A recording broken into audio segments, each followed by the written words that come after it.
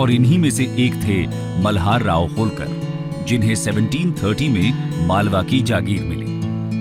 उन्होंने इंदौर को अपनी राजधानी बनाया और स्वतंत्र होलकर राज्य की स्थापना की।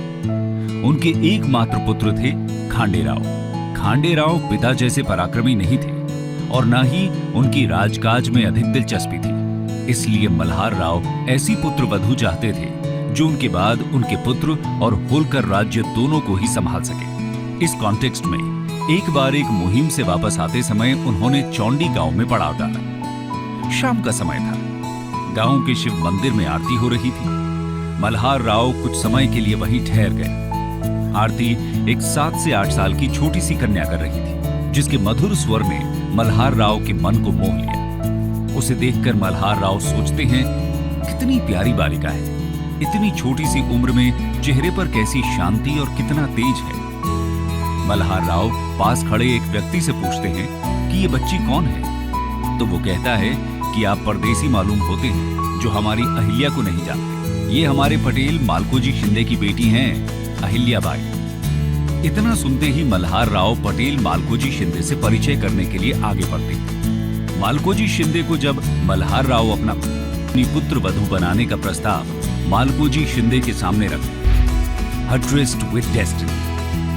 दोस्तों, पिता के यहाँ अहिल्याबाई को पढ़ने लिखने की शिक्षा मिली थी और धर्म ग्रंथों के प्रति श्रद्धा और बड़ों की सेवा का संस्कार भी। ससुराल में आकर उन्होंने अपने मधुर व्यवहार से सास ससुर और परिवार के सभी लोगों का मन जीत लिया। बाई भी हुई। अहिल्याबाई के संपर्क से खांडेराव के स्वभाव में भी अंतर आया। अफोर में भरतपुर के महाराजा सूरजमल जाट के खिलाफ कुम्हेर के युद्ध में खांडेराव वीर गति को प्राप्त हो जाते हैं। और कौन संभालेगा? तेरे बिना हम कहीं के नहीं रहेंगे। ये सारा राजपाट तेरा है। अब तक तुझे अपना बेटा समझकर ही मैंने तुझे सब सौंप रखा था। तू रहेगी तो मैं समझूंगा कि मेरा खांडेराव अभी जिंदा है। तुझे देखकर मैं सारा दुख भूल जाऊंगा। इसलिए बेटी, सती होने की बात भूल जा। मल्हार राव की ऐसी अवस्था देख अहिल्याबाई ने सती होने का विचार त्याग दिया और पूरी कर्मठता से होलकर राज्य की बागडोर अपने हाथों में संभाल ली। कुछ समय बाद 1766 में मल्हार राव भी चल बसे।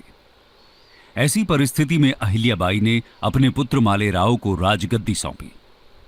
लेकिन मालेराव ज्यादा समय के लिए राज नहीं कर पाए। राजगद्दी संभालने के कुछ समय बाद ही मार्च 1767 में वो ऐसे बीमार पड़े कि फिर उठ ना सके और लेकिन प्रजा के प्रति अपने कर्तव्य का ध्यान कर उन्होंने अपने आंसू पोंछ लिए और राजकाज में लग गई। इसी समय होलकर राज्य के एक पुराने अधिकारी चंद्रचूड़ ने पेशवा के विश्वास पात्र रघोबा को पत्र लिखा और कहा कि होलकर राज काउंटरिंग पेशवाज असॉल्ट सहयोग किया।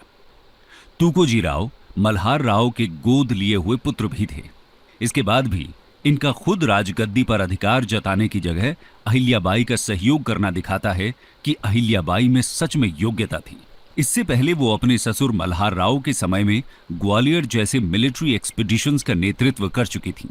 1765 में ही उन्होंने ग्वालियर के पास स्थित गोहाड़ फोर्ट को कैप्चर किया था। राजमाता अहिल्याबाई ने अस्त्र शस्त्र और राशन इकट्ठा करना शुरू कर दिया। पड़ोसी राज्यों को संदेश भेजे। पेशवा माधवराव के पास भी सारी जानकारी भेज दी गई। सभी उन्होंने स्त्रियों की एक पूरी सेना तैयार की और उन्हें अस्त्र शस्त्र का पूरा प्रशिक्षण भी दिया। और चलेगी, इस बात का ध्यान रखकर ही कदम बढ़ाना। आप सेना के जरिए हमारा राज्य छीनना चाहते हैं, लेकिन आपकी ये इच्छा कभी पूरी नहीं होगी। इन महिलाओं की सेना आपका सामना करेगी। मैं हार भी गई तो कोई हंसी नहीं उड़ाएगा, लेकिन यदि आप हार गए तो कहीं मुंह दिखाने के लायक नहीं रहेंगे। फिर अबला के ऊपर आक्रमण करने का जो कलंक लगेगा वो कभी नहीं मिट सकेगा। में पड़ गए। उन्होंने कहा कि अबला स्त्री ही, वो युद्ध में कहीं भी नहीं टिक पाएगी। लेकिन रघोबा समझ चुके थे कि अहिल्या से मुकाबला करने का मतलब अपनी इज्जत खोना ही होगा। इसलिए वो होलकर राज्य पर कब्जा करने का अपना विचार छोड़ देते हैं। संवेदना प्रस्तुत लिए होलकर राज्य की रक्षा की और उनकी कीर्ति दूर दूर तक फैल गई। इसके बाद वो अपने राज्य की भलाई और उसे मजबूत करने में लग गईं। चलिए देखते हैं अहिल्याबाई के अचीवमेंट्स को। Work and achievements.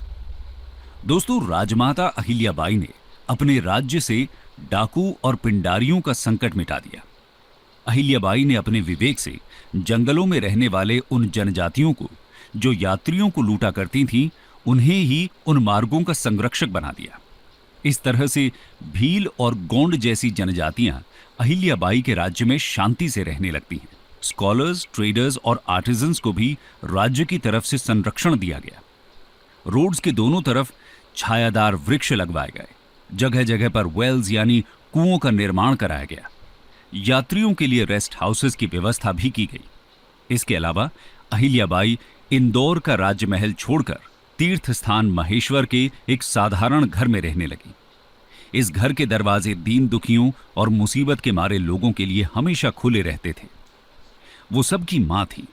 लोग अपनी सारी परेशानियां और दुख उनसे कहने आते थे।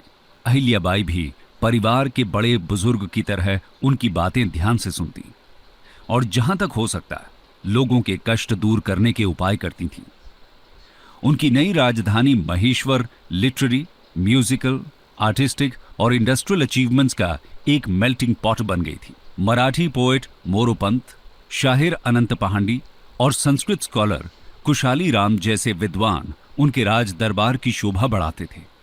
उनकी राजधानी अपने क्राफ्ट्समैन, स्कल्प्टर्स और आर्टिस्ट्स के लिए जानी जाती थी, जिन्हें महारानी की तरफ से संरक्षण प्राप्त था। महारानी अहिल्याबाई ने यहां टेक्सटाइल इंडस्ट्री की भी स्थापना की थी, जो आज अपनी महेश्वरी साड़ीज के लिए फेमस है।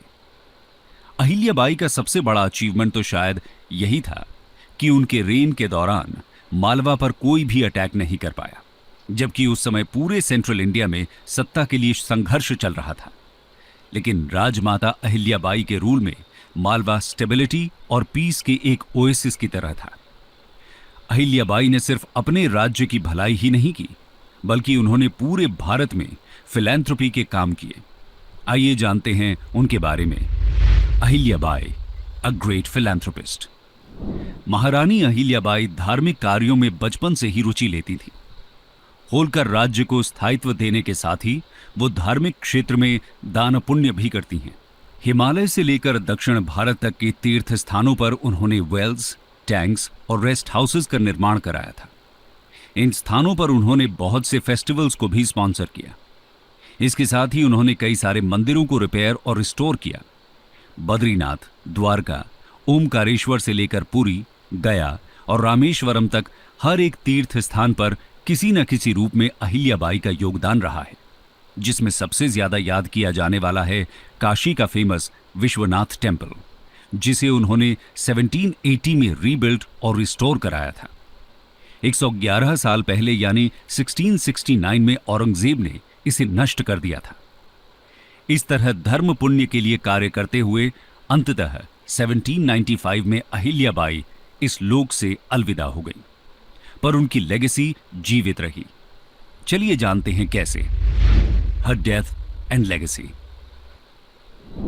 13 अगस्त 1795 को 70 साल की उम्र में इस वॉरियर क्वीन का निधन हुआ। यह दुखद समाचार बिजली की तेजी से चारों ओर फैल गया।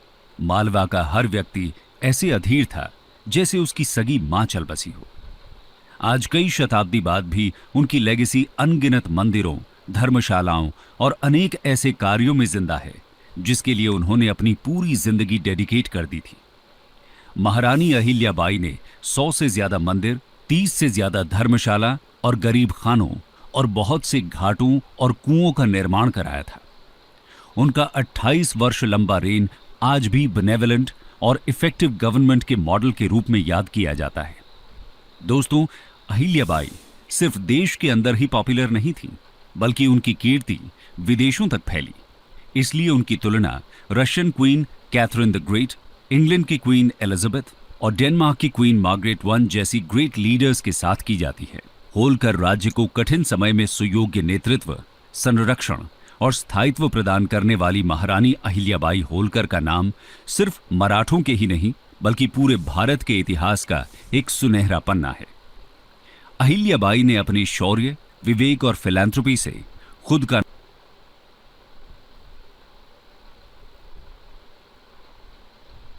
ब्यूटी शॉपिंग के लिए मैं तो सिर्फ पर्पल ही चाहती हूँ। एक ही दिन में डिलीवर कर देते हैं। Download this app now.